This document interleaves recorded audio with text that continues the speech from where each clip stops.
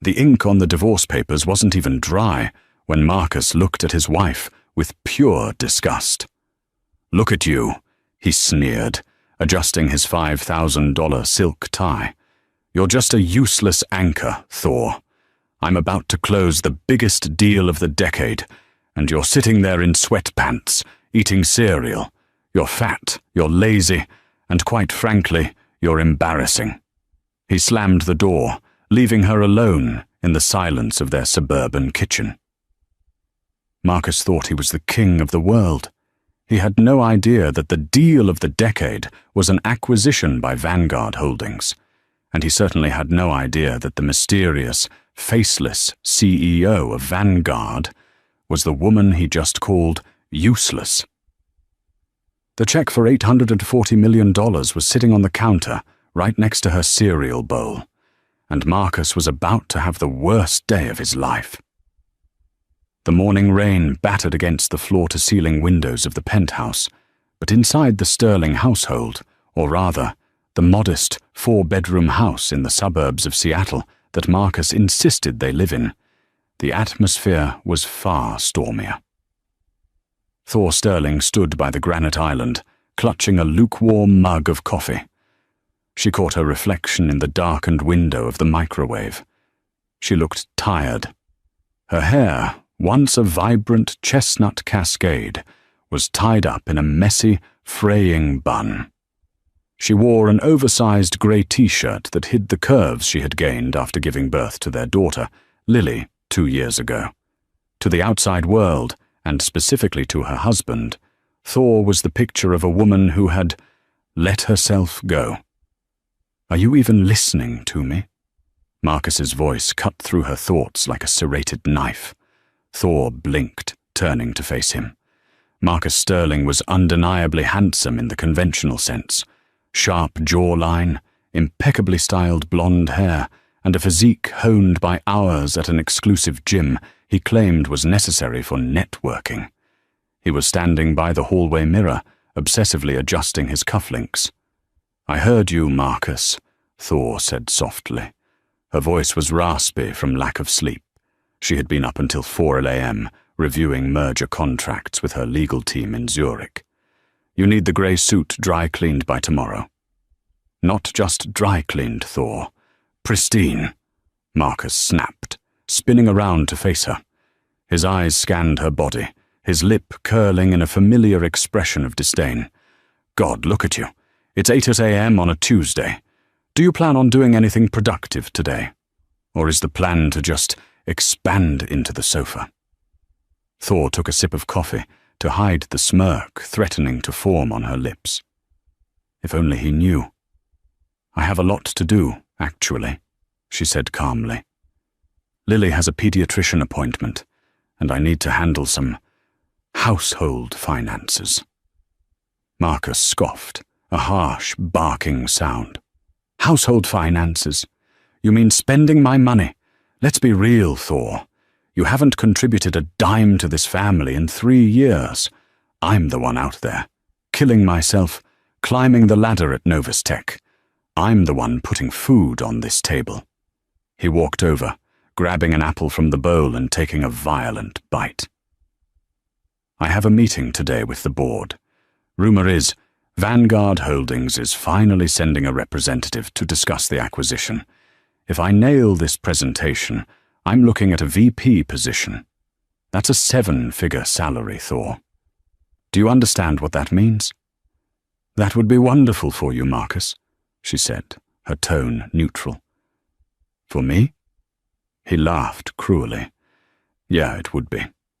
Maybe then I could afford a nanny who actually looks presentable, instead of relying on whatever this is." He gestured vaguely at her body. "You used to be stunning, you know, when we met. Now, you're just heavy. Useless and heavy." The words landed with a dull thud.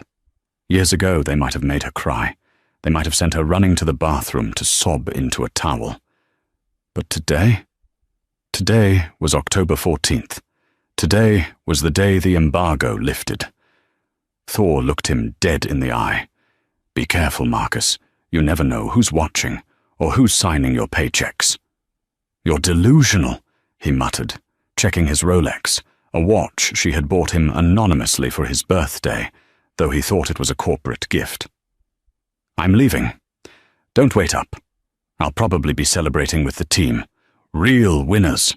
He grabbed his leather briefcase and stormed out the front door. The house shook slightly as he slammed it. Thor waited 10 seconds. She listened to the roar of his leased Porsche Macan fading down the driveway. The moment the silence returned, Thor's posture changed. The slump in her shoulders vanished. She walked over to the pantry, pushed aside a box of generic cornflakes, and pressed her thumb against a biometric scanner hidden behind the shelf. A click echoed, and a small panel opened, revealing a secure encrypted laptop and a burner phone. She picked up the phone and dialed a number, saved simply as J. Status, she said. Her voice was no longer soft and submissive. It was cold, commanding, and sharp as diamond.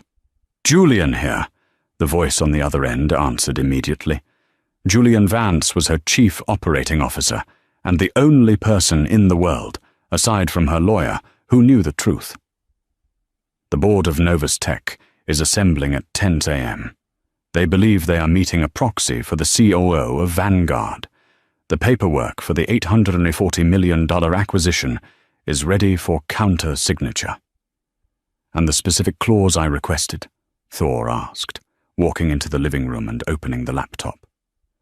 Clause 14b. It's in there, Julian confirmed, sounding amused. The Ethical Leadership Retention Clause.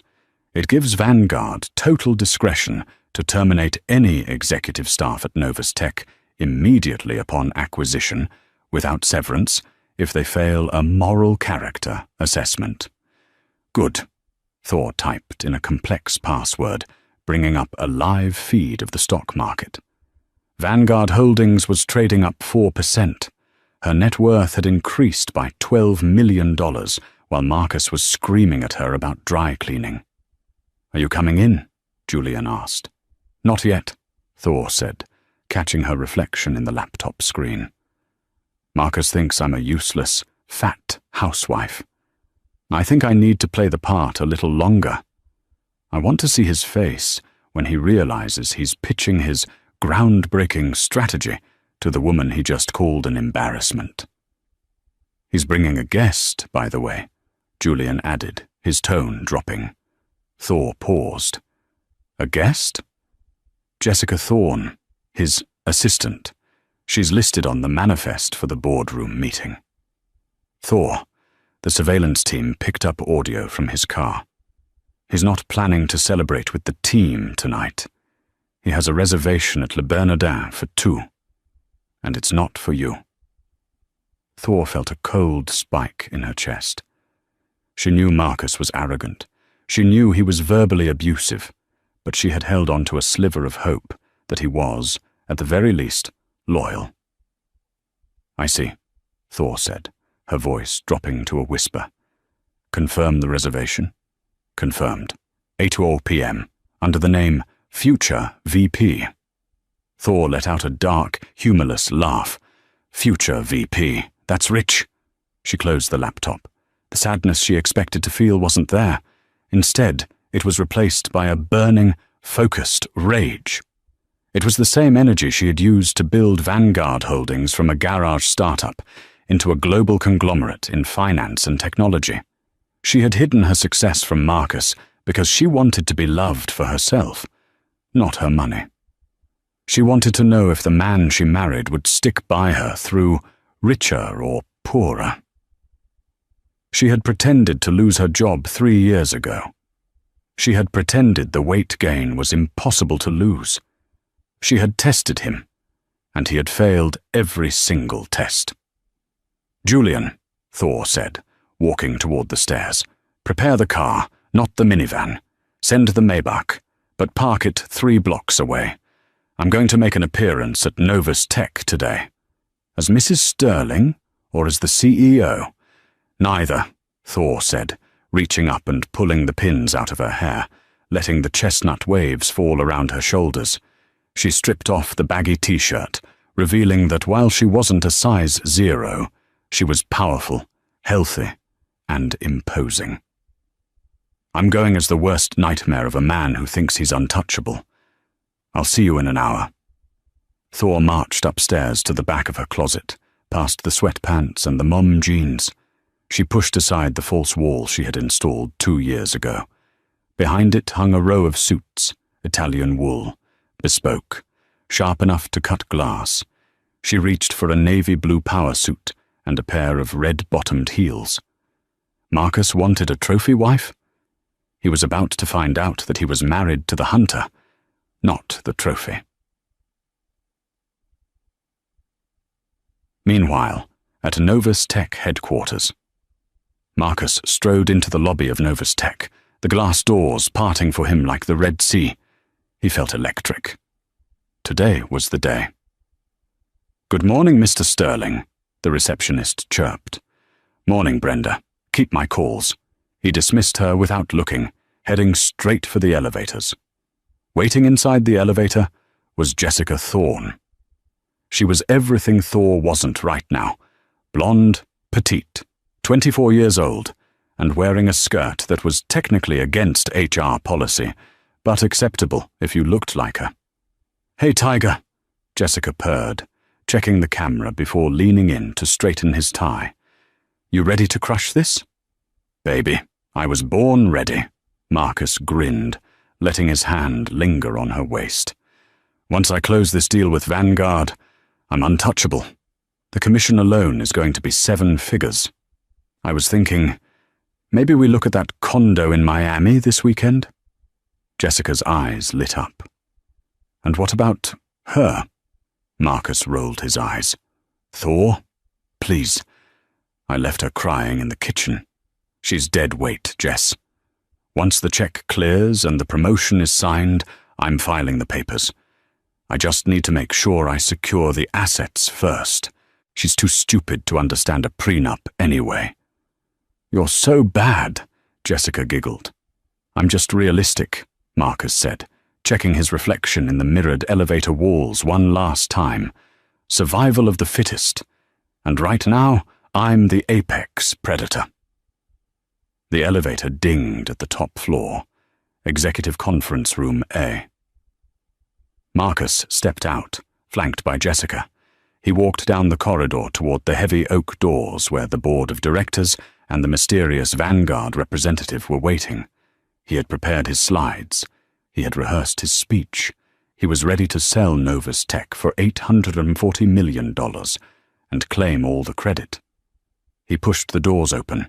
The room was filled with grey-haired men in suits, the board of directors for Novus. But at the head of the table, the chair reserved for the Vanguard CEO was empty. "Where are they?" Marcus asked, setting his briefcase down. "Running late," the chairman, Mr. Henderson, said nervously. "Apparently there's been a last-minute change. The CEO of Vanguard decided to come personally." Marcus's eyebrows shot up. "Personally? The ghost CEO? No one has ever seen them in public." "Well, they're coming today," Henderson said, wiping sweat from his forehead. "And Marcus, be on your best behavior. This deal is worth nearly $1 billion. If you screw this up, you won't just be fired, you'll be blacklisted from the industry."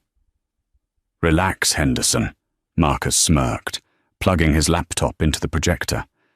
"I can handle anyone. I can charm a snake out of a basket.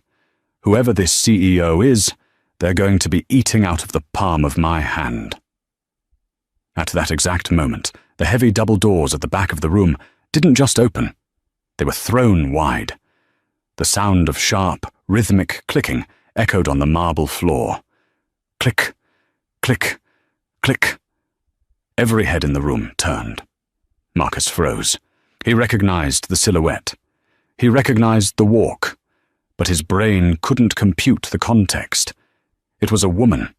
She was wearing a navy blue bespoke suit that screamed money. Her hair was blown out in fierce waves. Her makeup was flawless. She radiated a level of power that made the air in the room feel thin. She walked straight to the head of the table, threw a leather folder down with a heavy thud, and turned slowly to face the room. Marcus's jaw dropped. His heart hammered against his ribs. The woman took off her sunglasses, revealing piercing green eyes that bored straight into his soul. "Gentlemen," Thor Sterling said, her voice smooth and dangerous, "I apologize for the delay. I had to take out the trash before I left the house." She looked directly at Marcus. "Shall we begin?" The silence in Executive Conference Room A was so absolute that the hum of the air conditioning sounded like a jet engine.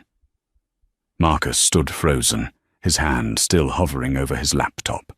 His brain was misfiring, struggling to reconcile two completely contradictory images. One was the image of Thor from 2 hours ago, baggy t-shirt, messy bun, smelling of baby formula and old coffee.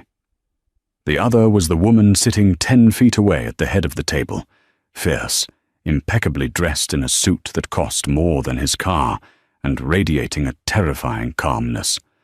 "Thor," Marcus whispered, the name escaping his lips before he could stop it. It sounded weak, pathetic. Mr. Henderson, the chairman of Novus Tech, looked between them, confused. "Mr. Sterling, you know Miss Vance?" "Miss Vance?" Marcus repeated, his eyes darting to Thor. Thor didn't even blink. She clasped her hands on the mahogany table, her manicured fingers interlaced.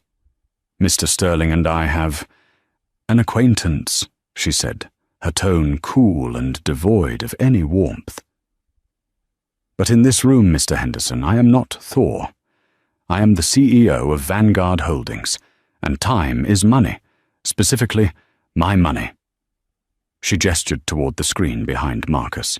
"You have 30 minutes to convince me not to dissolve your department and fire everyone in this room. Proceed." Marcus felt a bead of sweat roll down his spine. Vance. It was her maiden name. She had told him she changed it when they got married. Had she lied? Or was this some elaborate, sick joke? She must be an actress, Marcus thought frantically. This is a prank. She hired a lookalike. There is no way my wife, the woman who can't even figure out the thermostat, is running $1 billion hedge fund. He tried to regain his composure. He was Marcus Sterling. He was the sales king. He cleared his throat, flashed his winning smile, the one that usually melted receptionists and clients alike, and turned to the board. "Apologies," Marcus said, his voice trembling slightly before finding its rhythm. "The resemblance to a relative caught me off guard. But let's talk numbers." He clicked the remote. A graph appeared on the screen, showing a sharp upward trend. "As you can see," Marcus boomed, walking toward the screen, "Novus Tech has increased market share by 15% in the last quarter. My strategy has been aggressive. We've cut the dead weight," he glanced involuntarily at Thor, "and focused on high-yield assets. If Vanguard acquires us, I propose a restructuring of the sales division. We cut the bottom 20% of the staff, automate the client intake, and save $3 million a year in salaries." He looked at Thor, expecting her to be impressed. He knew she was thrifty at home, always clipping coupons. Surely she'd love cost-cutting. Thor leaned forward, her eyes narrowing. She didn't look at the screen. She looked at him.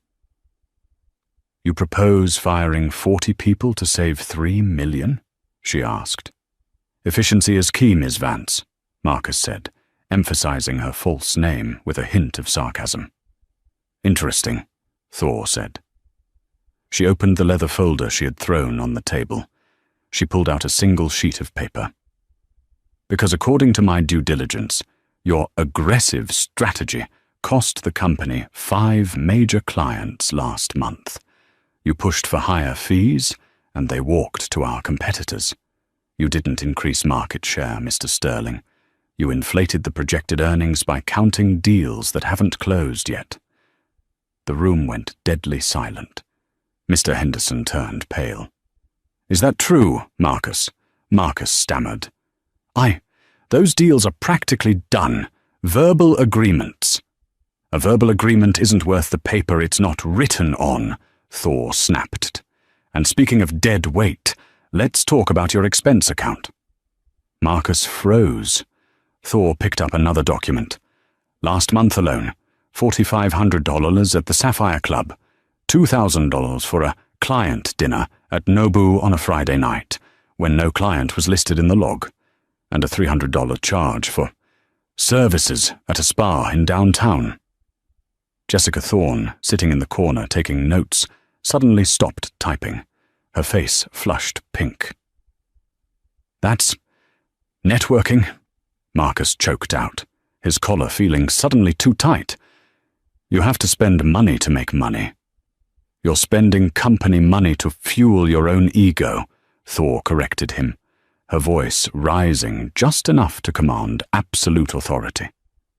"You call your wife useless because she doesn't bring in a paycheck, yet you treat this company's funds like your personal piggy bank. Tell me, Mr. Sterling, if I buy this company today, why shouldn't the first thing I do be firing you for embezzlement?" The word hung in the air like a guillotine blade. Embezzlement. Marcus felt his knees go weak. This wasn't just a bad meeting. This was a dissection. She knew everything. "How?" I can explain," Marcus pleaded, his arrogance evaporating. He looked at the other board members for support, but they were all looking down at their papers, distancing themselves from the sinking ship. "You can explain it to the auditors later," Thor said dismissively. She checked her watch, a Patek Philippe that cost more than Marcus's annual bonus. "We'll take a 15-minute recess. When we return, I want to hear from someone who actually knows how to run a P&L sheet. Mr. Henderson, step up your game, or I'm walking." She stood up. Recess. As the board members scrambled to get coffee and whisper among themselves, Marcus stood alone at the front of the room, the projector light beaming onto his chest like a target. He watched his wife, no, this stranger, walk out the door. He needed answers, and he needed them now. The hallway outside the conference room was lined with abstract art and frantic executives. Marcus grabbed Jessica by the arm and pulled her into a small alcove near the fire exit. "Did you know?" he hissed, his eyes wide and manic. "Ow, you're hurting me!" Jessica pulled her arm away, rubbing the spot where he had grabbed her. "Did I know what? That the CEO was a woman? That the CEO is my wife," Marcus shouted in a harsh whisper. Jessica stared at him, then let out a nervous laugh. "What? Marcus, have you lost your mind? You showed me a picture of your wife, the heavy one, the one in the sweatpants. That woman in there she's a goddess. She's wearing a Versace limited edition blazer. There is no way that is the same person." "It's her," Marcus insisted, running a hand through his perfectly gelled hair, messing it up for the first time in years. The voice, the eyes, even the way she looks at me like I'm a piece of gum on her shoe. It's Thor. But she's supposed to be broke. She clips coupons for milk, Jess. She drives a 2015 Honda Odyssey. Maybe she has a twin, Jessica suggested, though she looked doubtful. Or maybe you just don't know your wife as well as you think. "I know her," Marcus snapped. "She's lazy. She sits at home all day. She can't possibly be running Vanguard." "Well, whoever she is," Jessica said, her voice turning icy. "She just accused you of embezzlement in front of the entire board. And she mentioned the spa. Marcus, if they audit the receipts and see my name on the guest list for that client meeting, I'm fired too." "Relax," Marcus said, though he was hyperventilating. "I can fix this. I can charm her. If that is Thor, she loves me. She's obsessed with me. She's probably just doing this to get my attention, Because I've been working late. It's a power play, a desperate cry for help. She didn't look desperate, Marcus. She looked like she was about to eat you alive. Watch me, Marcus said, straightening his tie. I'm going to confront her. I'll remind her who wears the pants in this relationship. While Marcus stormed off toward the VIP lounge, where the Vanguard team was holding court, Jessica headed for the ladies' room to reapply her lipstick and calm her nerves. She pushed open the door to the restroom. It was empty, except for one person washing their hands at the marble sink. It was Thor. Jessica froze. Up close, the woman was even more intimidating. She was taller than Jessica, her posture perfect. She was washing her hands with a slow, deliberate calmness. Jessica took a deep breath. She was younger. She was the one Marcus wanted. She decided to mark her territory. She walked to the mirror next to Thor and pulled out her lipstick.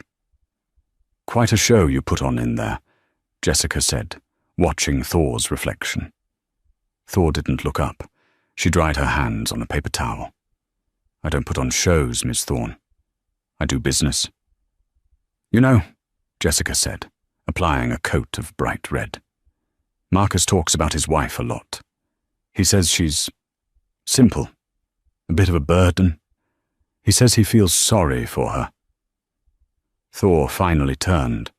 She leaned against the sink, crossing her arms. Her expression wasn't angry, it was amused. "Is that what he says?" "Yeah," Jessica smirked, dropping the lipstick into her purse. "He says he needs a woman who matches his ambition. Someone who looks good on his arm. He's planning to leave her, you know.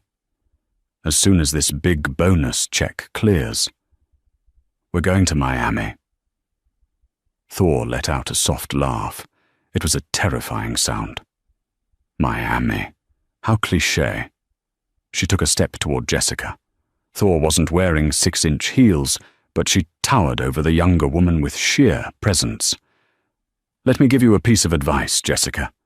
"From one woman to another," Thor said softly. "You think you're winning a prize. You think stealing a husband makes you special. But you're not stealing a prize.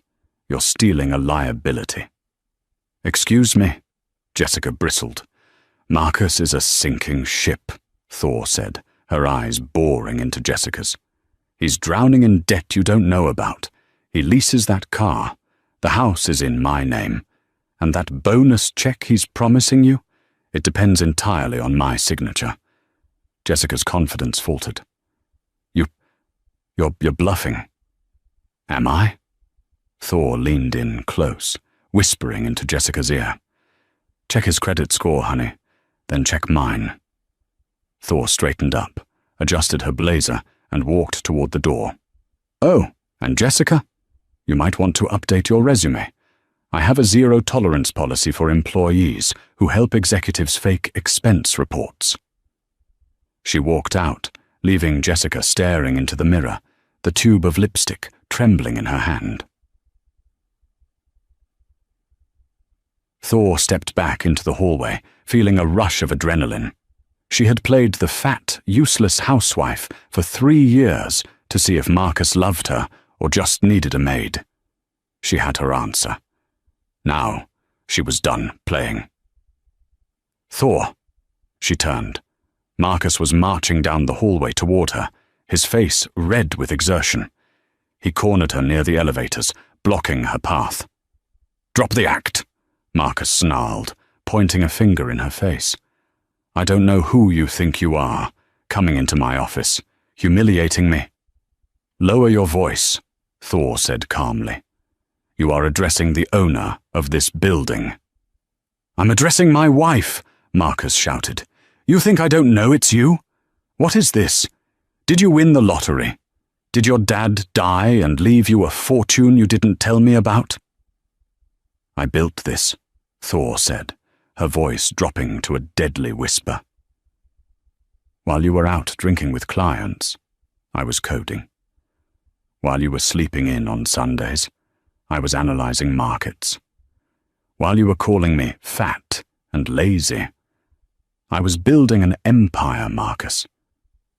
I didn't tell you because I wanted to know if you loved me or if you just wanted a trophy. Marcus stared at her, his mouth agape. The realization was slowly sinking in. The late nights she claimed were insomnia, the constant typing on her laptop. So, you're rich, Marcus said, a slow, greedy smile spreading across his face. The anger vanished, replaced instantly by calculation. Thor, baby? Why didn't you say so? My God, this is amazing. We're rich. We can finally buy that villa in Tuscany. I can quit this stupid job and we can...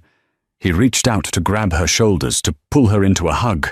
Thor took a step back, looking at him with pure disgust. We? She asked. There is no we, Marcus. You made that very clear this morning when you called me an anchor. I was stressed, Marcus pleaded, holding his hands up. Baby, you know I get cranky when my blood sugar is low. I didn't mean it. I love you. You're the mother of my child. I am, Thor nodded. And that is the only reason I'm not destroying you completely. Yet.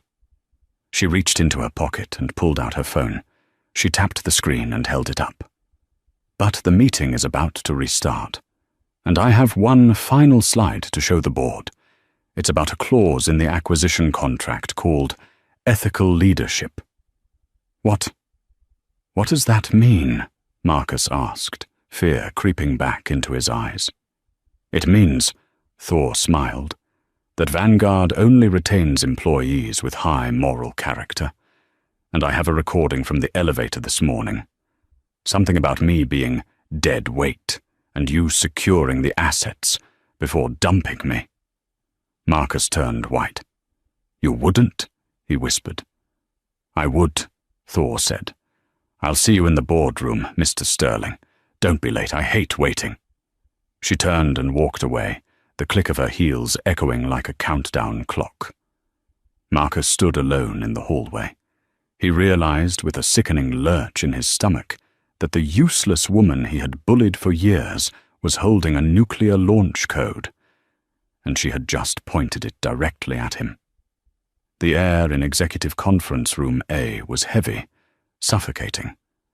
When Marcus re-entered, he felt like a man walking to the gallows, yet his ego refused to let him accept the reality of the situation. He adjusted his tie, forcing a smile that didn't reach his eyes, and took his seat. He glanced at Jessica, but she was staring intently at her laptop, refusing to make eye contact. Thor was already seated at the head of the table. She didn't look up as he entered. She was typing something on her phone, her expression unreadable. Welcome back, Thor said, setting the phone down face down. The sharp click of the device hitting the mahogany table echoed like a gunshot. Let's proceed. Mr. Sterling, before the break, you were advocating for a restructuring of the sales division to cut dead weight. I've taken your advice to heart. Marcus puffed out his chest slightly. She's bluffing, he told himself. She needs me. She needs this company. She's not going to torch an $840 million deal just to spite me. I'm glad to hear that, Marcus said, his voice regaining some of its oily confidence. It's the only logical move. Cut the bottom 20%, streamline the management. Actually, Thor interrupted, pressing a button on the remote. The screen behind her changed. The graph of rising profits vanished, replaced by a complex organizational chart of Novus Tech. I had my team run a simulation during the break.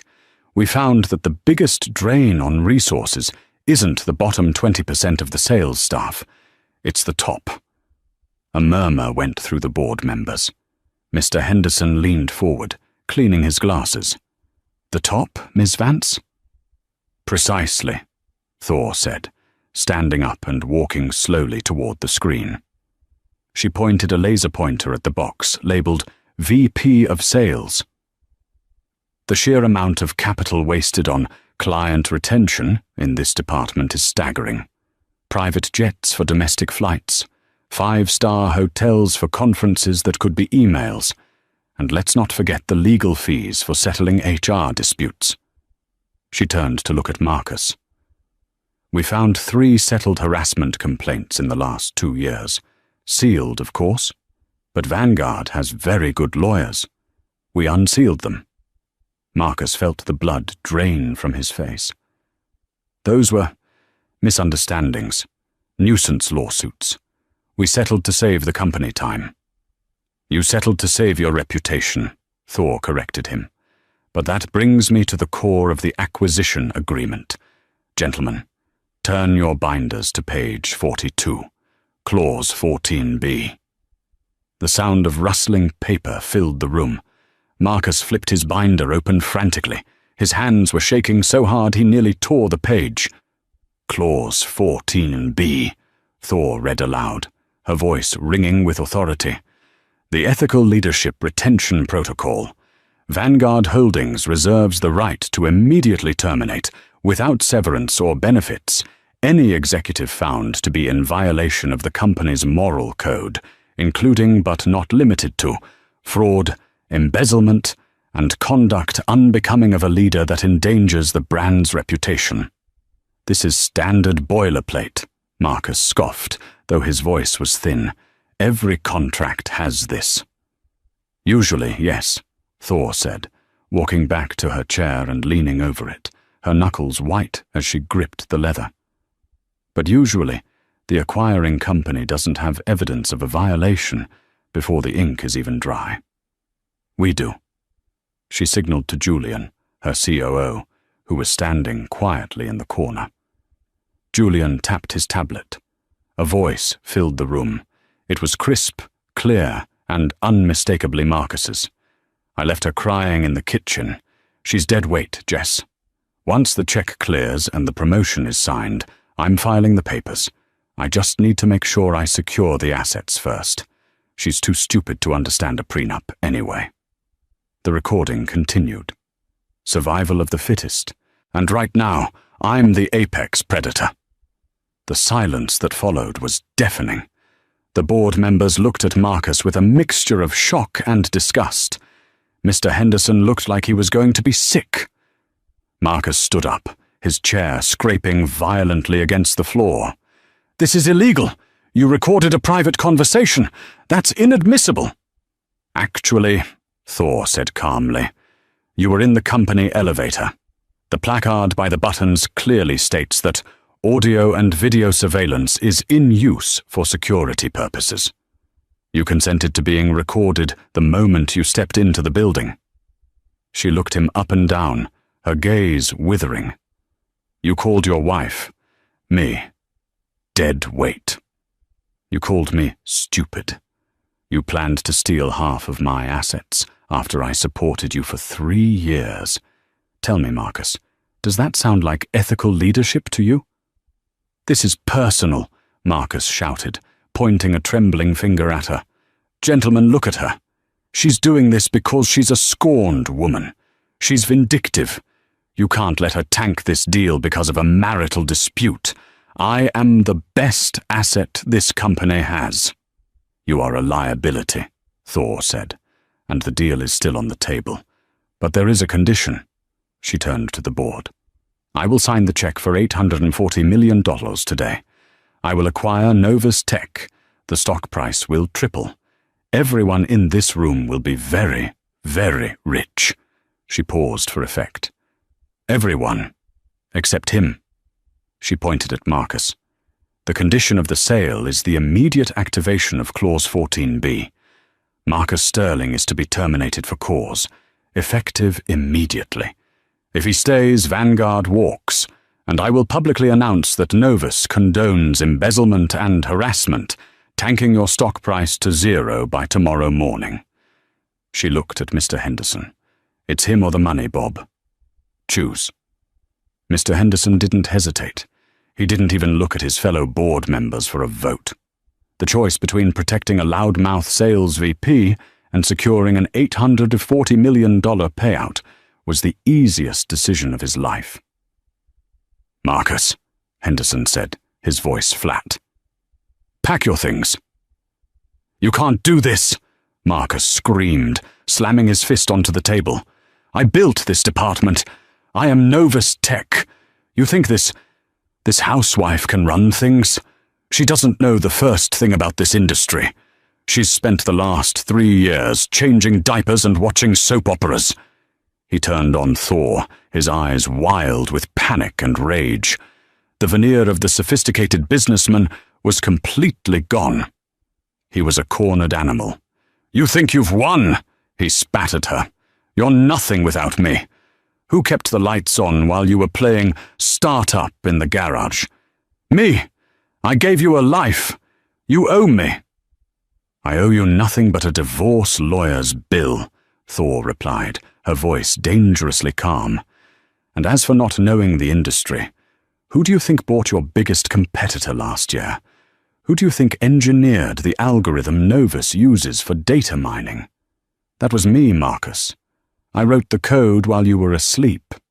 I bought the competitor under a shell company. I have been running circles around you for years, and you were too busy looking in the mirror to notice." Marcus looked around the room, desperate for an ally. His eyes landed on Jessica. "Jess," he pleaded, "tell them. Tell them about the work we've done. Tell them about the Miami accounts. We're a team." Jessica Thorne slowly stood up. She looked at Marcus, then at Thor. She saw the power dynamic clearly. Marcus was a sinking stone. Thor was the ocean. "Mr. Sterling," Jessica said, her voice shaking slightly but gaining strength, "I have no idea what Miami accounts you're referring to. But if you're talking about the accounts you asked me to falsify last week to hide the losses in the Asia sector, I kept the emails where you ordered me to do it." Marcus gasped. You traitorous little—" "I was afraid for my job," Jessica said, turning to Mr. Henderson with wide, innocent eyes. "He threatened to fire me if I didn't cook the books. I have all the documentation on my laptop." "You liar!" Marcus lunged toward her. "Security!" Thor's voice cracked through the air like a whip. 2 large men in dark suits, who had been waiting just outside the doors, burst into the room. They grabbed Marcus by the arms before he could reach Jessica. "Get your hands off me!" Marcus thrashed, his face purple. "Do you know who I am? I am the VP of Sales." "Not anymore," Thor said. She walked around the table until she was standing right in front of him. She signaled the guards to hold him still. She looked him in the eye. The man who had belittled her that morning, who had called her fat and useless, was now held restrained like a common criminal. "You called me useless," Thor said softly, so only he could hear. "You said I was an embarrassment. But look at us now, Marcus. I'm about to close the biggest deal of the decade. And you're unemployed, you're about to be investigated for fraud, and you're going to lose everything." "Thor, please," Marcus whimpered, the fight suddenly draining out of him as the reality hit. "Please, think about Lily. Think about our family. Don't do this." "I am thinking about Lily," Thor said coldly. "I'm ensuring she doesn't grow up thinking it's normal for a man to treat a woman like trash. I'm setting an example." She reached out and straightened his crooked tie one last time. "Get him out of my building." The guards dragged Marcus toward the door. He kicked and screamed, shouting obscenities, begging, threatening to sue. But no one moved to help him. The board members simply watched, relieved that the cancer was being excised. As the door slammed shut behind him, silence returned to the conference room. Thor took a deep breath. She smoothed her blazer. She walked back to the head of the table and picked up the gold fountain pen sitting next to the contract. "Now," she said, looking at the stunned board members with a professional smile, "I believe we have a merger to finalize. Who has a pen?" Mr. Henderson scrambled to offer his own. Right here, Miss Vance, right here." Thor signed her name, Thor Vance, with a flourish. "Gentlemen," she said, closing the folder. "Welcome to Vanguard. Things are going to be different around here, starting with the coffee. It's terrible." She turned to Jessica, who was still standing, looking terrified. "Ms. Thorne," Thor said. "Yes. Yes, Mom?" Jessica squeaked. "Pack your things," Thor said. Jessica's face fell. "But I helped you. I told the truth." "You told the truth when it was convenient," Thor said, her eyes hard. "You helped him lie for months. You helped him spend my money. Betrayal is a habit, Jessica, and I don't hire people with bad habits. You'll receive 2 weeks' severance for your honesty today. That's more than you deserve. Get out." Jessica burst into tears and ran out of the room. Thor looked out the window at the city skyline. The rain had stopped. The sun was breaking through the clouds. She felt lighter than she had in years. The dead weight was gone. Marcus stood on the sidewalk outside Novus Tech, the rain soaking through his bespoke Italian suit. He watched as the security guards dusted off their hands, looking at him with a mixture of pity and contempt. He wasn't just fired, he was exiled. "You can't do this!" he screamed at the glass doors, though he knew Thor couldn't hear him. She was 20 floors up, probably sipping champagne and laughing at him. He patted his pockets. He still had his car keys, the Porsche, his sanctuary. "Fine," he muttered, wiping rain from his eyes. "I'll go home. I'll lawyer up. She thinks she can steal my house. She thinks she can lock me out of my own accounts.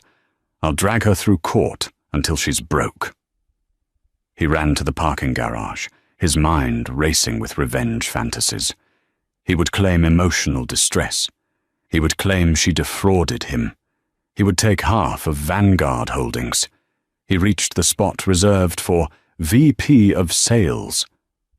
The Porsche Macan was there, but so was a massive tow truck. A burly man in a reflective vest was hooking chains to the front axle of the SUV. "Hey, hey!" Marcus sprinted over, waving his arms. "Get away from my car! What the hell are you doing?"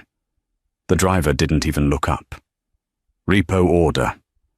Bank called it in about 20 minutes ago. Lease has been terminated due to... Let's see here." He checked a clipboard. "Insolvency and investigation of fraud." "Fraud?" Marcus choked. "I haven't been convicted of anything. This is a mistake. My wife owns the company." "Look, buddy." The driver spat a wad of gum onto the concrete. "The order came from the leasing company. The guarantor on the lease pulled their backing. That means you got no credit. Step aside or I call the cops." Marcus watched in horror as the car, the symbol of his status, the machine he loved more than his own child, was hoisted into the air. "How am I supposed to get home?" Marcus yelled. "Uber's cheap," the driver shrugged, climbing into the cab. 2 hours later, Marcus arrived at his suburban home in a yellow taxi that smelled of stale cigarettes. He had to pay with the crumpled cash in his pocket because his credit card had been declined twice during the ride. He stomped up the driveway. He just wanted a shower. He wanted a scotch. He wanted to scream at Thor until she apologized. He jammed his key into the front door lock. It didn't turn. He jiggled it. Nothing. He tried to force it. The lock was solid. "What the?" He stepped back and looked at the house. The blinds were drawn. It looked dark, empty. "Thor!" he shouted, pounding on the door. "Open this door right now! I know you're in there!" "She's not!" a deep voice said from behind him. Marcus spun around. A man in a sharp black suit was standing on the lawn, holding a thick manila envelope. It wasn't Julian. It was a process server. "Who are you?" Marcus demanded. "Get off my property." "It's not your property, Mr. Sterling," the man said calmly. "It never was. I paid the mortgage on this house for 3 years, Marcus lied. My name is on the deed. The man handed him the envelope. Actually, if you check the deed, the house is owned by the Lilly Trust, a holding company managed by Vanguard. You were listed as a permitted occupant. As of 11 a.m. today, that permission has been revoked. Marcus ripped the envelope open. Inside was a restraining order, divorce papers, and a notice of eviction. This is insane, Marcus whispered, his hands shaking. I live here. My clothes are in there. My watch collection. Your personal effects have been boxed and placed in the storage unit on Route 9, the man said, pointing to a key taped to the paperwork. Except for the items purchased with the company credit card. Those have been seized as evidence for the forensic audit. Evidence? For the embezzlement trial, the man clarified.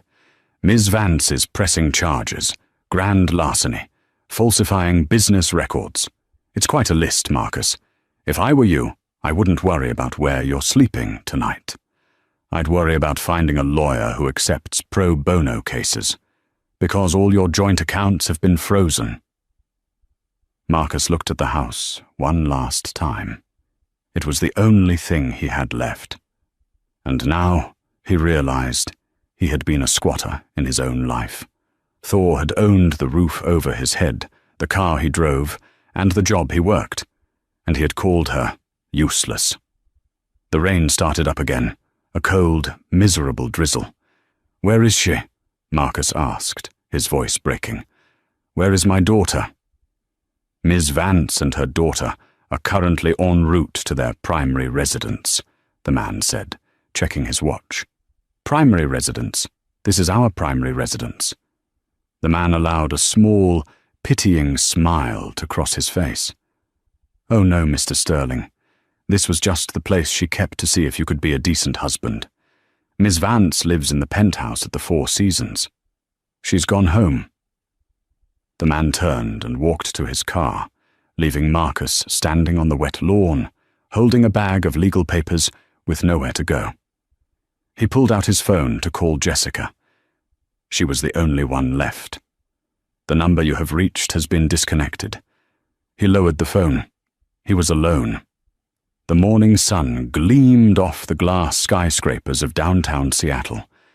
In the lobby of Vanguard Holdings, a massive 4K screen displayed the cover of Forbes magazine.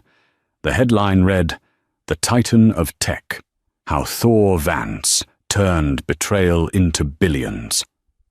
On the cover, Thor looked radiant. She was wearing a white power suit, her hair cascading over her shoulders, holding the hand of a 3-year-old girl who looked just like her. She didn't look tired. She didn't look fat. She looked like a queen. Inside the building, Thor walked through the bustling trading floor. Employees stopped to nod respectfully. She wasn't feared like a tyrant. She was respected like a general. "Julian," she said, stopping by her COO's desk. "How are the Q3 numbers for the Novus division?" "Up 40% since the restructuring," Julian smiled. "Since we fired the old management and stopped the client dinners, productivity has skyrocketed. The new sales VP is a woman named Sarah, single mum, works harder than anyone I've ever seen." "Good," Thor nodded. "Give her a raise, and send a bonus to her kids' college fund." "Will do. Oh, and Thor?" Julian hesitated. "We got a letter from him." Thor's expression didn't change. "Marcus. He's asking for a settlement again. He says the legal fees are drowning him. He's offering to sign away his parental rights if you drop the fraud charges." Thor took the letter. She didn't open it. She walked over to the shredder and fed it through. The machine whirred, turning Marcus's desperate plea into confetti. "He doesn't get to bargain," Thor said softly. "He made his bed. Now he has to lie in it. Or in his case, sleep on his brother's couch." "Understood," Julian said. "I'll tell the lawyers to proceed with the trial." Thor looked out the window. She felt a twinge of sadness, not for Marcus, but for the time she had wasted trying to be small so he could feel big. She had learned her lesson. Never shrink yourself for someone who refuses to grow. Meanwhile, 10 blocks away, the lunch rush at Burger Barn was in full swing. The smell of grease was overwhelming. "Order 42, double cheeseburger, no pickles." Marcus Sterling wiped sweat from his forehead with the back of his hand. He was wearing a paper hat and a polyester uniform that was 2 sizes too small. His face was gaunt, his eyes surrounded by dark circles. "I said no pickles!" The customer, a teenager in a varsity jacket, yelled at him. "Can't you read, old man?" "I'm sorry, sir," Marcus mumbled, his voice hoarse. "I'll fix it." He took the tray back, scraping the pickles off with a plastic fork. A year ago, he was ordering bottles of Dom Perignon at Le Bernardin. A year ago, he was telling his wife she was an embarrassment. Now, he was living in a studio apartment above a bowling alley. His friends from the old days had blocked his number the moment the scandal broke. Jessica was gone. Rumor had it she moved to LA to find a new sugar daddy, and no reputable company would hire him with an active embezzlement investigation hanging over his head. He handed the tray back to the teenager. "Hey, look at the TV!" the kid shouted to his friends. Marcus looked up at the screen, mounted in the corner of the restaurant. It was a news segment on CNBC. And today, stock in Vanguard Holdings hit an all-time high following the announcement of their new philanthropic initiative, the anchor said. CIO Thor Vance was quoted saying, "Success is the best revenge, but happiness is the best success." The camera zoomed in on Thor. She was laughing, looking straight into the lens. Marcus stared at the screen. He remembered that laugh. He used to hear it every day. He used to own the heart of the woman who owned the world. "Hey, buddy!" the manager shouted from the back. "Stop daydreaming! The fryer is beeping! Move it!" Marcus flinched. He looked at the screen one last time, then looked down at his greasy hands. "Yes, boss," he whispered. "I'm moving." He turned back to the fryer, the heat blasting him in the face, as the woman he called useless continued to conquer the world without him. Marcus Sterling learned the hard way that you should never judge a book by its cover, especially when that book holds the deed to your house and the keys to your future. He mistook Thor's silence for weakness and her kindness for stupidity. He thought he was the king of the castle, only to find out he was just the jester. In the end, Thor didn't just take his job, she took his dignity, leaving him with nothing but the memory of the incredible life he threw away with both hands. What do you think? Did Marcus deserve his fate, or was Thor too harsh? Let me know in the comments below. If you enjoyed this story of karma and revenge, make sure to hit that like button, share this video with a friend who needs some drama, and subscribe for more stories where the underdog takes it all. Thanks for watching.